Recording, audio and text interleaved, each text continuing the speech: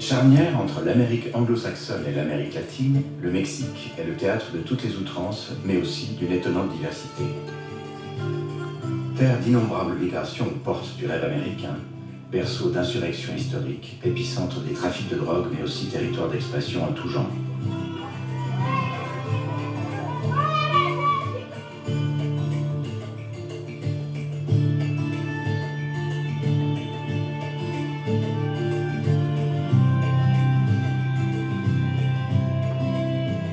Avec plus de 120 millions d'habitants, ce pays est devenu aujourd'hui une plaie ouverte, noyée par la violence et par la corruption. Mais derrière ces images, le Mexique est aussi un grand réservoir de créativité et de résistance, dont les photographes sont autant les témoins que les acteurs. Avec leur appareil de photo, ils nous emmènent au cœur du pays dans un voyage du nord au sud. Leurs regards et leurs paroles nous dévoilent un univers aux multiples facettes, un pays habité par la souffrance, la résistance, la jouissance et même l'indifférence.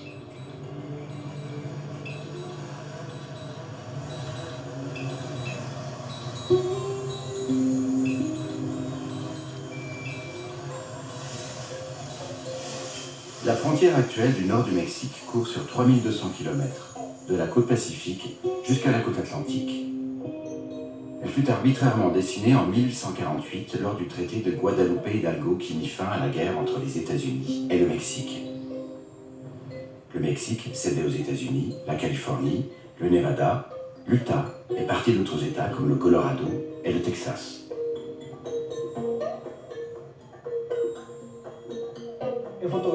J'ai photographié la frontière à plusieurs reprises, particulièrement à Tijuana. Ces paysages sont impressionnants parce que tu vois la nature et tu vois aussi que tout cela est interrompu par une frontière. Cette idée de cicatrice dans le paysage, je l'imagine toujours comme un couteau qui le coupe d'une manière très arbitraire. Tu peux voir que ce n'est pas une ligne. En fait, elle descend et brusquement elle monte. Partant de Tijuana, ville emblématique aux confins des deux Amériques, le photographe Francisco Matarrosas parcourt cette frontière depuis 2 décennies. Ces années de photojournalisme l'ont progressivement amené sur des projets documentaires au long terme.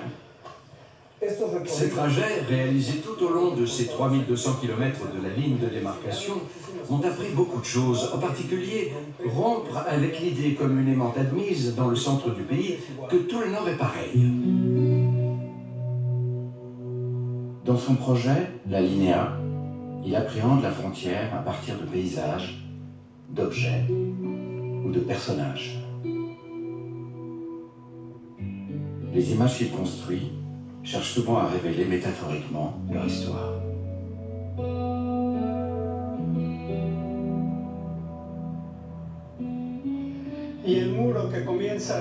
Le mur qui commence sur la plage se termine ici. C'est pour cela que j'aime ce lieu. C'est amusant ici. Là, je suis un illégal aux États-Unis. Et là, je rentre au Mexique. Il y a là-bas la police des frontières. Regardez, ils sont là. La construction du mur commença en 1994 avec l'opération Gatekeeper, sous l'administration du président américain Bill Clinton.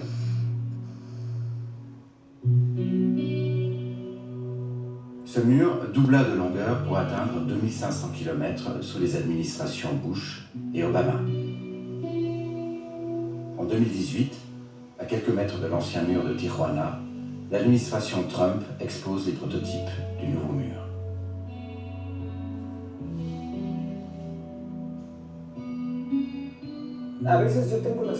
Parfois, j'ai l'impression que, concernant les nouvelles relatives à Trump, on est bien plus inquiet à Mexico qu'ici. Lorsque tu parles avec les gens d'ici, tu te rends compte que oui, ils savent que le mur existe, mais ce n'est pas quelque chose qui les inquiète.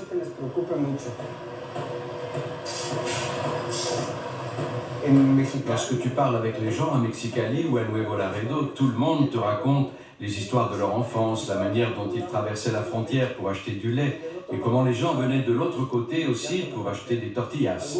Certains théoriciens ont parlé d'une troisième nation qui serait cette zone entre les États-Unis et le Mexique, où ce n'est pas encore les États-Unis ni le Mexique, mais plutôt cette troisième nation synonyme de combinaison, de cohabitation.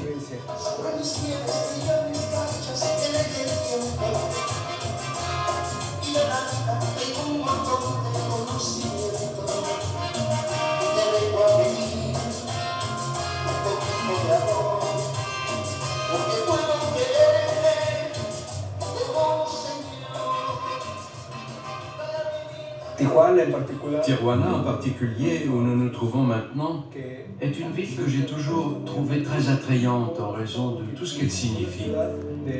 C'est une ville d'arrivée, mais aussi une ville de passage. C'est une ville qui accueille les gens qui décident d'y rester. Je pense qu'il y a désormais 2 ou 3 générations qui sont nées ici. Même si leurs parents viennent d'ailleurs, ils ont grandi, ils étudient à l'université. Et ils éprouvent un attachement profond à la ville. Ils se sentent absolument tijuanais. Ils aiment vraiment la ville.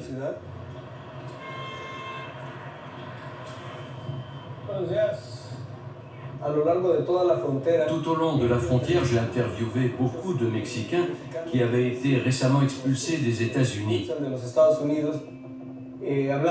À Tijuana, dans le canal, il y avait des jours où je passais 4 heures à parler avec les gens et je ne prenais aucune photo.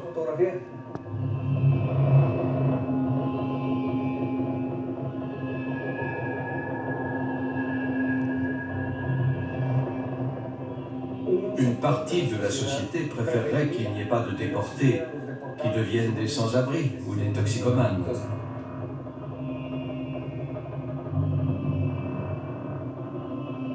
C'est la preuve évidente que les choses ont mal tourné, l'éducation, la politique, l'économie.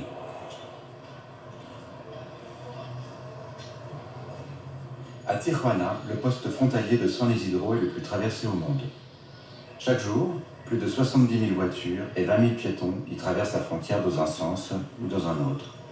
Il y a une photographie que j'aime beaucoup qui se situe exactement dans la guérite de San Isidro à Tijuana, où les voitures traversent la frontière. Il y a un dos d'âne avec une ligne incrustée marquant géographiquement la délimitation des 2 pays. En haut, c'est écrit États-Unis, en bas, Mexique. Trabajando un ratito.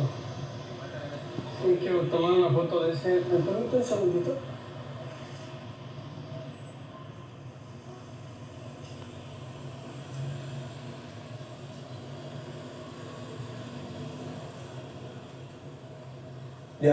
Du sud vers le nord traversent les migrants, traversent la drogue, mais aussi les travailleurs légaux, les travailleurs qualifiés qui étudient dans notre pays et qui profitent de leur talent de l'autre côté.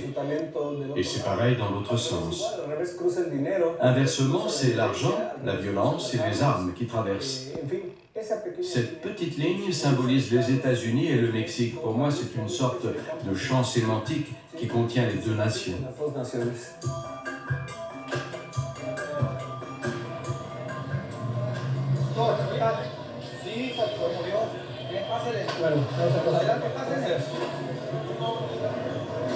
Ici, à Tijuana, tu ressens beaucoup de solidarité. On a été dans le desayunador du Padre Chava, dans la zone nord de Tijuana. C'est étonnant le travail qu'ils font.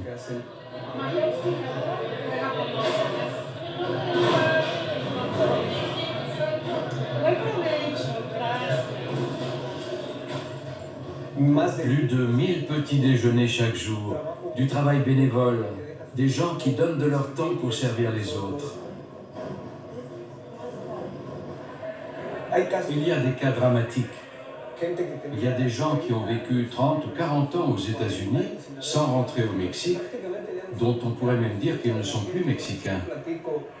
Beaucoup de gens avec qui je parle, qui sont maintenant des accros à l'héroïne, vous disent qu'ils ont été expulsés mais qu'ils ne peuvent pas retourner dans leur village parce que leurs familles ont tout vendu pour qu'ils puissent voyager. Et maintenant qu'ils ont été expulsés, ils ont honte de revenir. Alors ils préfèrent fuir le regard de leur famille en raison de ce sentiment de frustration. Et tout à coup, ils se trouvent ici sans papier, sans argent, mais surtout avec ce sentiment d'échec. C'est là que je dis que l'échec du modèle économique est évident, l'échec de la politique, l'échec de la géopolitique.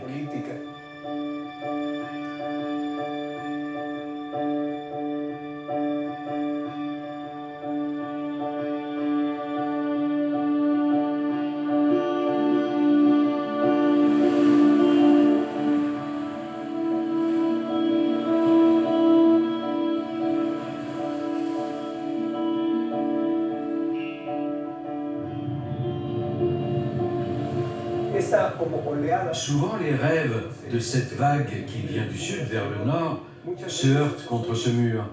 Je trouve intéressante la phrase qui apparaît quelque part sur le mur « C'est ici que les rêves rebondissent », car cela semble être vrai.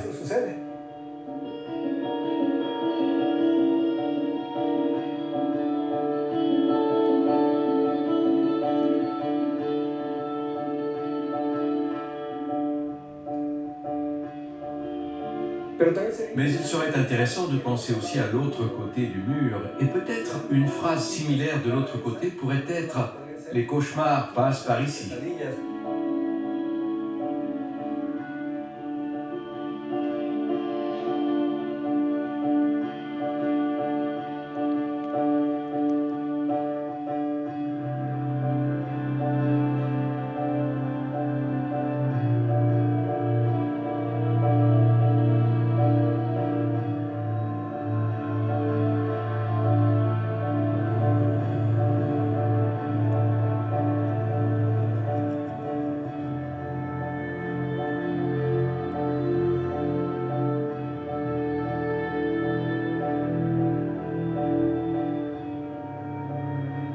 À l'est de Tijuana, le désert de Chihuahua révèle une autre ville frontière entre les États-Unis et le Mexique, Ciudad Juárez. Depuis la période de la prohibition de l'alcool aux États-Unis, Ciudad Juárez est devenu le lieu des bars et des table dance. La prostitution, le trafic de drogue et la corruption vont donner à la ville une personnalité et une esthétique nouvelle. Mayra Martel est née à Ciudad Juárez. Après ses études de photographie à Mexico, elle revient dans sa ville natale.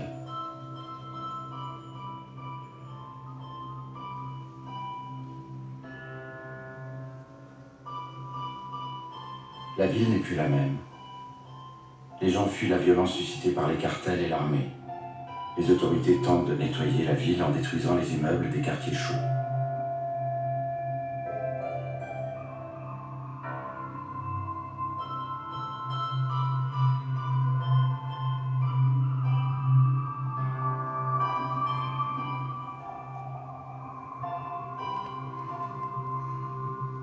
Mayra Martel documente ces changements. Son enquête photographique l'amène directement au sujet qui hante la ville, la disparition des femmes.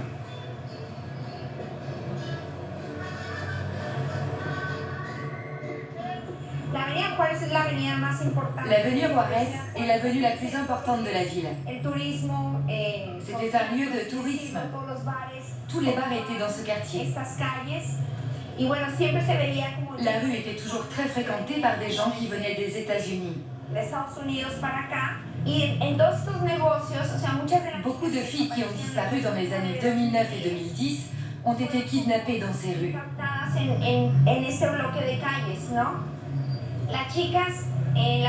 La plupart des filles avaient entre 15 et 22 ans. Elles venaient chercher du travail dans ces boutiques qui employaient même des mineurs. Les filles venaient avec leur CV pour les entretiens et c'est ici même qu'elles étaient alors kidnappées par la bande qui tenait le quartier. Ce sont les vêtements d'Erika. C'est le premier cas que j'ai traité. Voici un autre cas, celui d'Esmeralda. Ce sont les photos de la fête des 15 ans de Yesenia.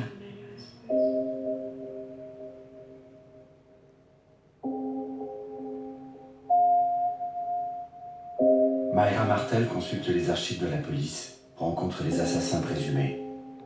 Mais surtout, elle veut connaître la vie de ces femmes et leur donner une identité au-delà des statistiques.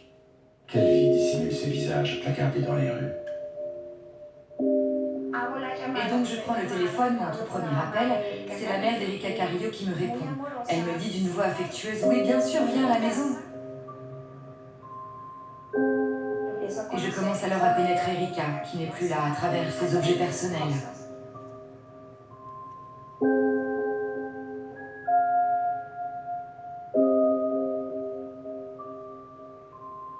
Au final, il s'agissait de portraits de personnes absentes. Mais comment faire de tels portraits?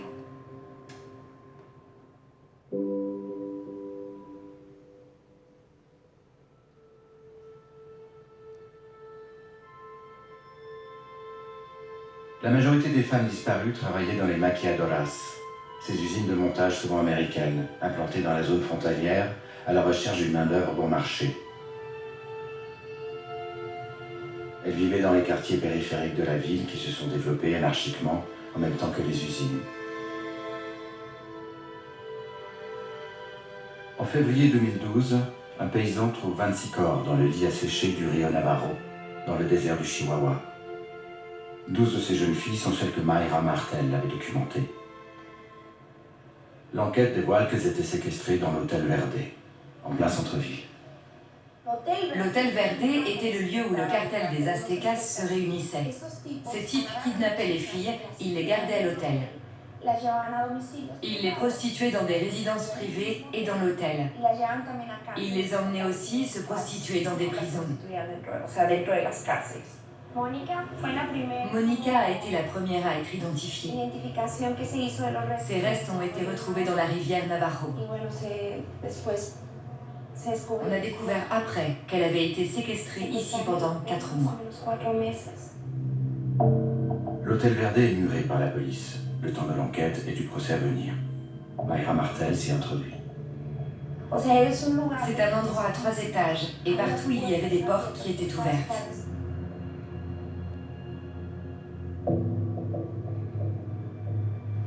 Il y avait des oreillers ensanglantés. L'endroit était très effrayant. Il était 6 heures du matin. Si la police me surprenait, ils allaient me mettre en prison. J'ai un peu filmé, j'ai pris quelques photos, mais je tremblais. En 2015 s'ouvre le procès de l'hôtel Verde, l'un des rares à aboutir depuis des années. Les familles apprennent enfin ce qu'ont vécu leurs filles.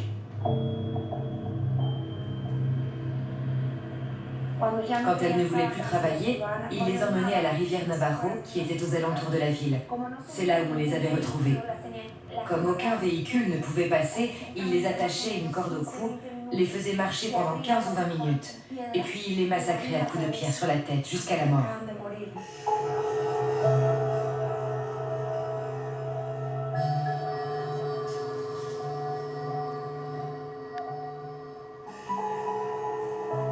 Selon les autorités, près de 1500 femmes ont été assassinées dans la ville depuis les années 90.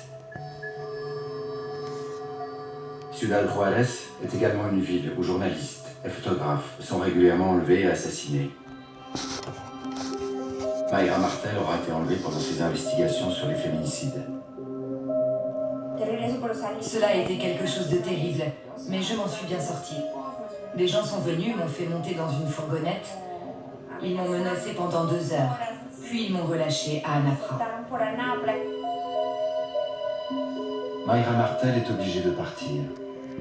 Depuis, elle ne revient que ponctuellement et ne reste jamais plus de quelques jours.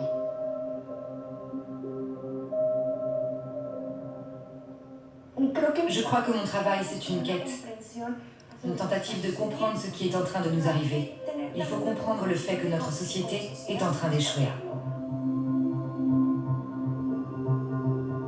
Depuis 2005, Mayra Martel a documenté 142 cas de disparition et 30 assassinats de femmes dans cette ville frontalière.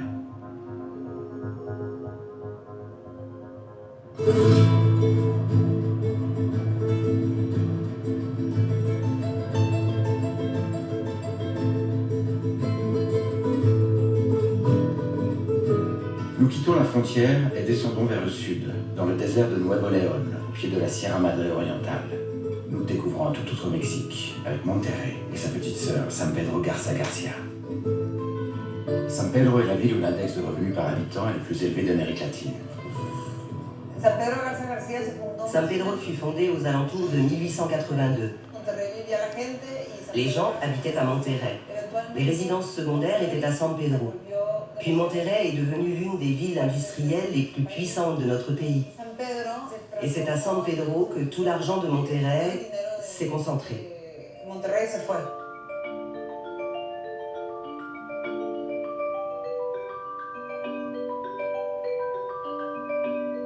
Depuis presque 20 ans, Ivonne Venegas mène un travail photographique sur les classes sociales privilégiées du Mexique, un pays où les inégalités sont poussées à l'extrême.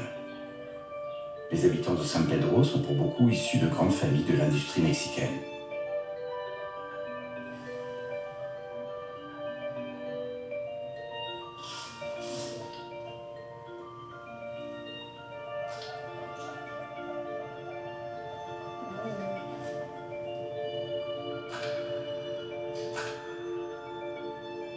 Super.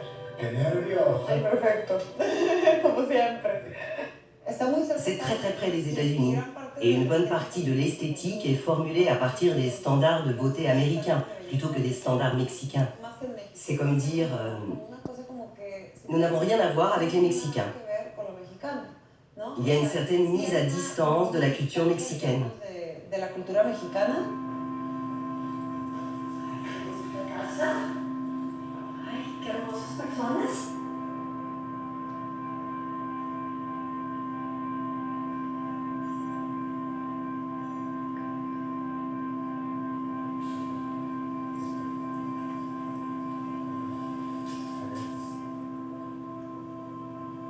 C'est en 2000 que j'ai réalisé pour la première fois un projet exclusivement centré sur la classe aisée.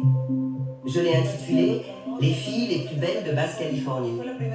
J'ai élargi l'idée du portrait à une situation et un espace où ces personnes se trouvaient.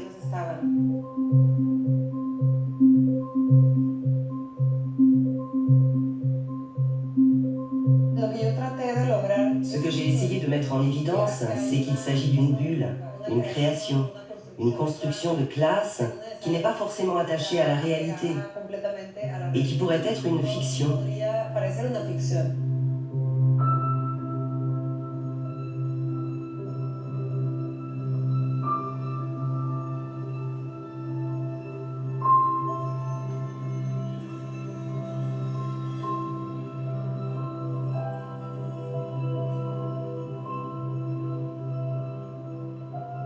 J'utilise les stratégies d'un photographe du social, qui consiste à garder une distance. Les gens recherchent du statut. Alors ils cherchent le photographe qui, lui, détient le pouvoir de leur donner ce statut.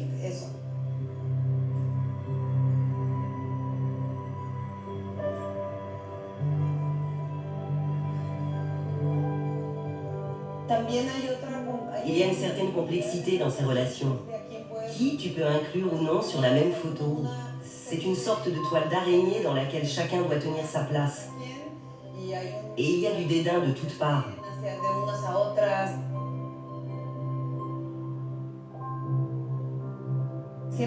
J'ai toujours travaillé entre le parfait et l'imparfait. Il y a un espace vivant entre ces deux opposés.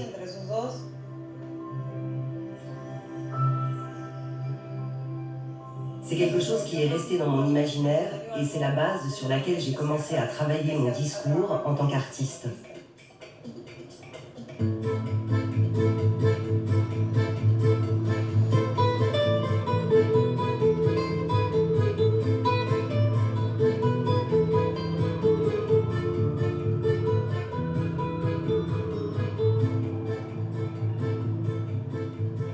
Nous continuons notre périple pour atteindre l'épicentre du pays. Avec plus de 20 millions d'habitants, Mexico est la troisième ville la plus peuplée au monde. Sous l'effet de la concentration économique, sa population s'est multipliée par 4 en moins de 60 ans. Les nouveaux venus viennent notamment des États de Puebla, Hidalgo, Oaxaca et Michoacán. La ville ne cesse de s'étendre. Dans les quartiers délabrés du centre-ville, comme dans les quartiers périphériques, des phénomènes de bande sont apparus depuis les années 80. Federico Gama photographie depuis plus de 30 ans cette jeunesse exclue. La violence, dans un contexte urbain de migration, est au cœur de son travail.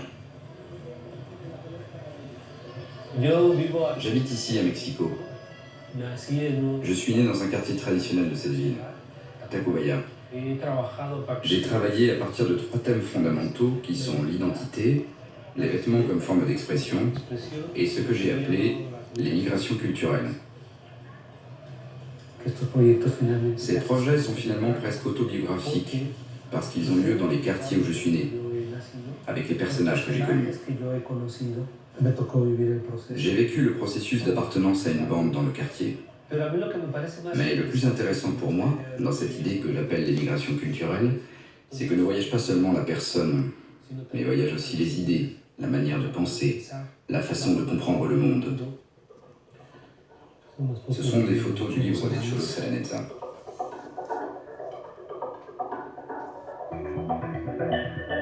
Le mouvement Cholo est né à Los Angeles, en Californie, à la fin des années 70, dans les quartiers Chicanos. Il est devenu une marque de résistance sociale, culturelle et politique de la population mexicaine qui vit aux États-Unis. Une résistance qui passe notamment par les tenues vestimentaires.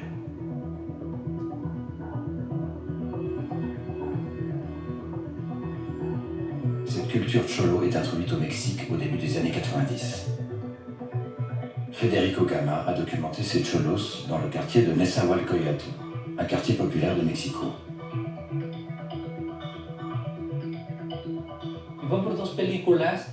Ce sont 2 films, Les Princes de la Ville et Sans Rémission, qui ont influencé ces jeunes-là d'une façon très significative.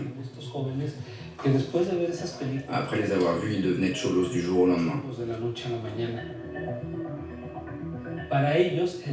Pour eux, le rêve américain, c'est d'être comme dans Sans Rémission, faire partie d'une bande ou d'un gang. Cette photo est très symbolique pour moi. Ce sont 3 garçons qui me pointaient, visant littéralement l'appareil photo.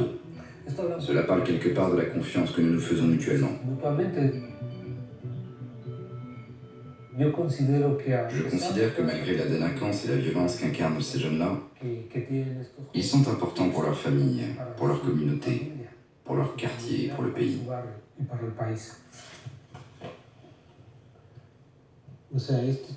Ce jeune-là, il pense être comme lui, ou comme cela. Mais il représente des choses complètement différentes. Aux États-Unis, les Mexicains vivent la discrimination et ils utilisent les vêtements comme vecteur de résistance sociale. Ils veulent exposer leurs origines de travailleurs et dire qu'ils sont mexicains. Et ici, cela cache ce que les autres veulent exposer. Ils veulent dissimuler leurs origines indigènes et leur statut de travailleur. Dans le quartier de Tacubaya, Federico Gama photographie depuis une dizaine d'années une jeune population indigène d'origine Masawa. Ces jeunes Masawa mêlent esthétique, cholo, punk et scato. Le photographe les a baptisés Masawa Cholo Scato Punk.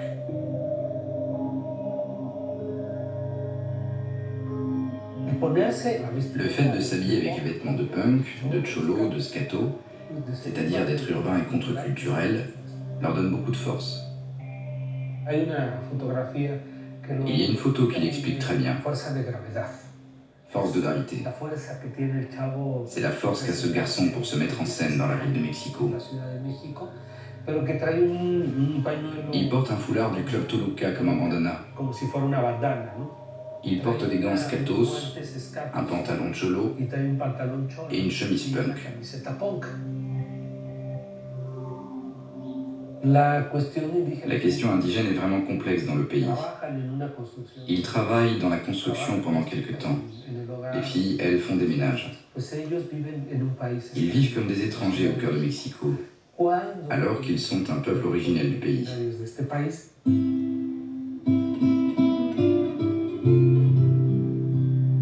La zone Masawa est à 150 km de Mexico. Toute cette zone était habitée par ceux qui cassaient des pierres et qui ont construit la grande Tenochtitlan. Les dames Masawa m'ont dit « Nous avons été les bâtisseurs de la ville depuis l'époque préhispanique. Nous étions des peuples dominés par les Aztèques et maintenant nous sommes dominés par les gens de la capitale. »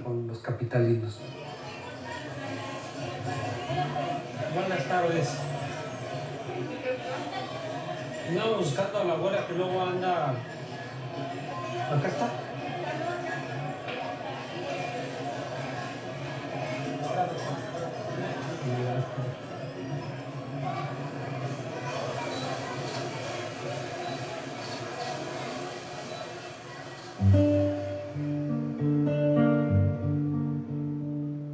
Ellos personifican Il personnifie l'attitude du garçon contre-culturel. del chavo contracultural.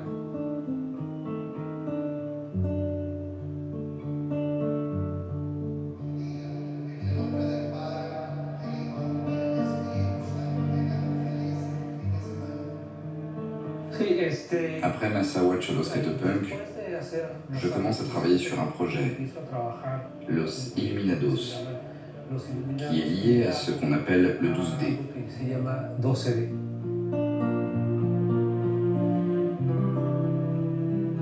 Es trabajar con la Virgen de Guadalupe. C'est un travail avec la Vierge de Guadeloupe. Que van como Les jeunes vont en pèlerinage le 12 décembre à la basilique de Guadeloupe rendre hommage à la Vierge métisse. a la Virgen mestiza.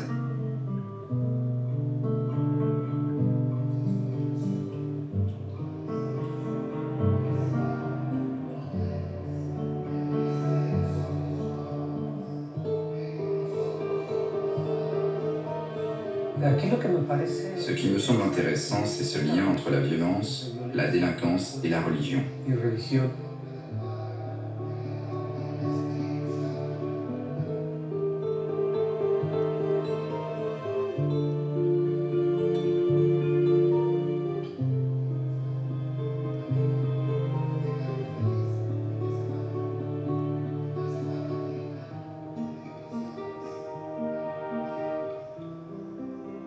Y entonces los jóvenes, yo creo Je crois qu'il y a une espèce de désillusion chez les jeunes. por un lado social, D'un côté pero por otro social, lado hay una mais aussi d'un autre côté, il y a une espèce de fanatisme, regreso exprimé par un retour vers la a religion. la religión.